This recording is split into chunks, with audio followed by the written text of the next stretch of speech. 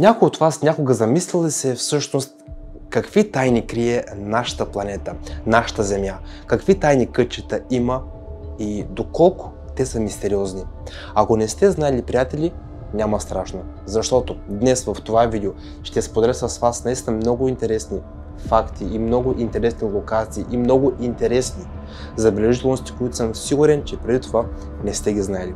Както знаете, приятели, нашата цел е да правим видеа, които ги няма в България и предполагам, че се получава. Ако е така, приятели, споделете долу в коментарите. И също така, един ваш лайк и един ваш коментар ще помогнем на това видео да се изстреля малко по-нагоре. А сега желая приятно гледане, приятели. Първо, нека се настроим към същността на видеото и нека да разгледаме няколко снимки на мистериозни места. Едно от най-мистериозните места в света е Антарктида. Днес отново бих искал да се върнем там, но за сега бих искал да видите тази снимка. Авторът му смята, че леденият континент наистина е обитаван от такива същества. За сега това не е научно доказано, но всичко е възможно, тъй като това е Антарктида, а там винаги се случват необясними и странни неща. А това място изглежда като нещо нереално, като нещо от филм, но то е истинско. Такава страховита картина може да се намери в Париж или по-скоро под него. Това е една част от подземните катакомби на Париж. В нея се съхраняват костите на онези, които са починали от чума или са били убити в Вертолемовата нощ. Тези останки са не по-малко ужасяващи. Може да се натъкнете на тях в Перу. В тази наистина загадъчна страна може да се натъкнете на открити гробници, в които са погребани мумии, увити плътно в дрехи и в седнало положение. Изглежда, че тази снимка също е направена в Перу.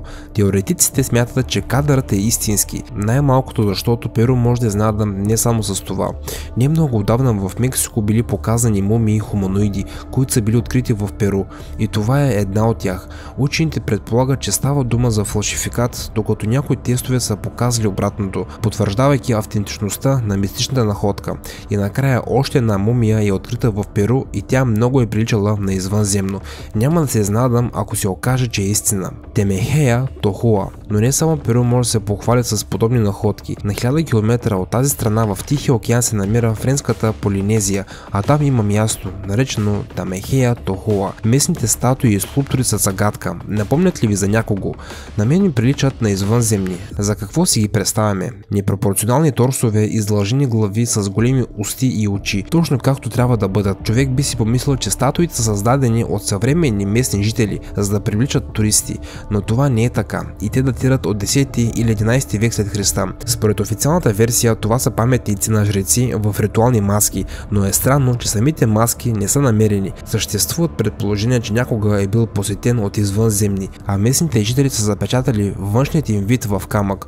Островите като цяло умеят да изненадват, а италианският остров е поредното потвърждение за това. В общи линии той представлява красиво каменно образование от две скали, свързани с мост, върху който има няколко сгради и изобщо всичко като цяло, но никой не живее тук, тъй като островът се смята за прокълнат. Всички собственици на острова, както и някои членове на семействата им, са починали при странни обстоятелства. Фалирали са, попаднали са в затвори и психиатрични клиники. Никой не може да обясни мистерията на този остров, но туристите го обичат. Най-смелите от тях от време на време идват тук. Понякога изоставен остров, а понякога и цял град. Това се случва с град Боди, Калифорния. Преди години той е било типично градче от Дивия Запад, с салони, пивоварни, каубои и така нататък. В града живеели около 10 000 души, а самият град процъфтявал благодарение на намиращата се наблизо голяма златна мина. Когато златото е започнало да се изчерпва, той е опустявал и накрая се превръща в град призрак, буквално. Казват, че и до днес е пълен с призраци от епохата на златната треска, които не желаят доброто на никого. Дори предметите в този град имат отрицателна енергия. Вярва се, че всеки, който вземе дори камък от града, ще бъде преследван от нещастие. Може ли да има нещо по-страшно от такъв град? Всъщност има много неща. Например, замъкът на граф Дракула, така нареченият Влад, който става прототип на Дракула от известния роман. Според легендата, по време на походите си в днешна Румъния той е спал в замъка Бран, а в подземията на замъка е бил измъчван от враговете си. Най-вероятно тук са били измъчвани и много други хора. Замъкът е прототип с мрачна и негативна аура, която е трудно да се обясни. Може само да я усетите. След такива ужасяващи истории ти се иска да забравяш този замък възможно най-скоро. Погледнете колко е мощен. Дори не може да повярваш, че е истински. Но има обяснение за тази природна загадка, тъй като язовирът използва приливите и отливите, за да произвежда електричество. В определени моменти на това място се образува гигантски вихър, който засмуква всичко наблизо, но има и естествени, които са независими от язовирите, например кладенецът в щата Орегон. Външно това не е най-забележимото място, а съвсем обикновено със среден диаметър. Цялата хитрост на мястото обаче е в неговите особености. Първо, кладенецът се смята за бездомно място. До сега никой не знае точната му дълбочина, тъй като е смъртоносно опасно да се слиза надолу. И дори с помощта на оборудване да се установи дълбочината все още е невъзможно. По тази причина това място се нарича портите на Ада. По време на приливи водата бързо изпълва кладенеца и след това се изстрелва нагоре във висок фонтан, създавайки вихрушка от пръски. Според някои легенди фонтанът изтласква чудовището в кладенеца, който сякаш се ядосва на струите вода, които се издигат към него и ги изхвърля обратно. Има и друга странност, свързана с водата. Този път става дума за водопад в Минесота. Интересното е, че има предположения, че той се свързва с Ада, тъй като името на водопада е дяволският чайник, защото мистерията на това място може да се обясни само с нечисти сили. Факт е, че водопадът е разделен на две части. Едната струя тече нормално и пада в естествен басейн, а втората пада на неизвестно място.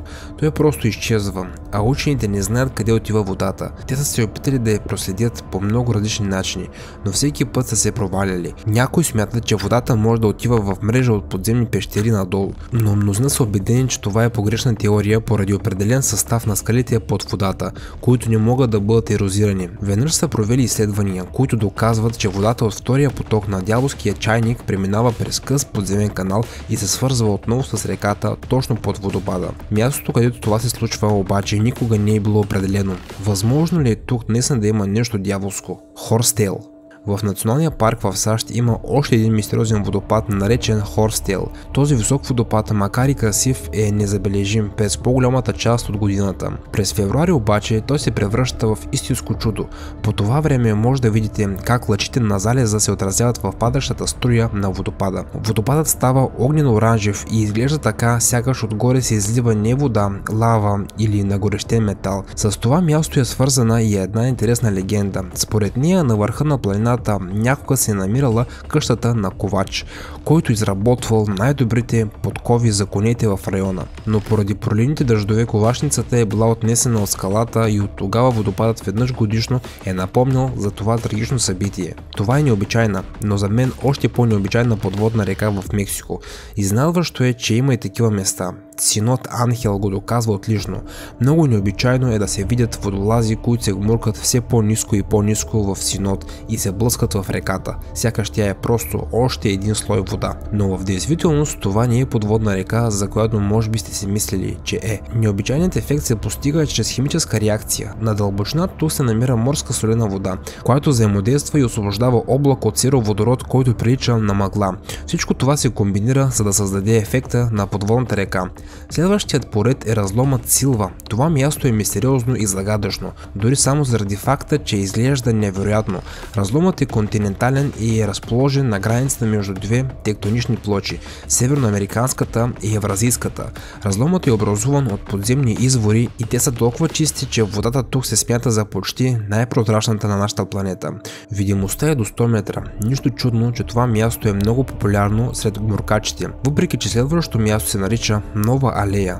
То не е във водата, а на сушата, на остров Чукотка. Представлява вкопани в земята черепи, челюсти и други кости на гренландските китове. Те изглеждат много необичайно, но главното е, че никой не разбира за какво е създадено това място. Според една от версиите, това е древно ескимоско селище. Според друга, това е място, където китоловните тапети са провеждали ритуали и са играли игри, качайки награди на зарове. Също така, някои теоретици смятат, че солта е свързана с древната легенда за битката на летящите настоящите шамани, която се е състояла тук. Не сме разглеждали Австралия в действителност. Това е страна пълна с тайни и загадъчни места. Например, в Науру има масивно скално образование, което се намира почти в самия център на континента. Красивото монолитно образование привлича туристите с уникалния си цвят и впечатляващи си размери, но много повече привлича аборигените. Те се покланят на гурото и вярват, че този монолит е издигнат от създателите на света, като се има в предвид подозрителното местоположение буквално в самия център на континента. След такива находки започваме да вярваме на аборигените. Със сигурност аборигените често молят създателите на света и монолита за дъжд, тъй като Централна Австралия е в безумна суша. Там, където река Кота се влива в езерото Кая в Венецуела, е точно обратното. Там редовно вали дъжд, придружен от невероятни мълнии. Там има толкова много мълнии, че е трудно да се повярва. За една година може да има над 1 милион разряда, а броят на дните с гръмотевична буря достига 200. Смята се, че причината е метанът, който е в изобилие в местните блата. Той попада във въздуха и подхранва изхвърлянията. Освен това, с залеза на слънцето започва да се усилват източните ветрове. Тези ветрове носят влага. Влажният и топъл въздушен поток се сблъсква с хладния въздух на Андите. При сблъсъка на въздушните маси се образуват многобройни гръмотевични облаци. Grand Prismatic Spring, САЩ. Мисля, че всеки е чувал за този парк, но знаете ли, че тук се намира най-невероятния геотермален извор? Той има уникален цвят и прилича на огромно око. Учените обясняват загадката на това място именно по този начин. Яркият цвят на извора е резултат от действието на бактерии.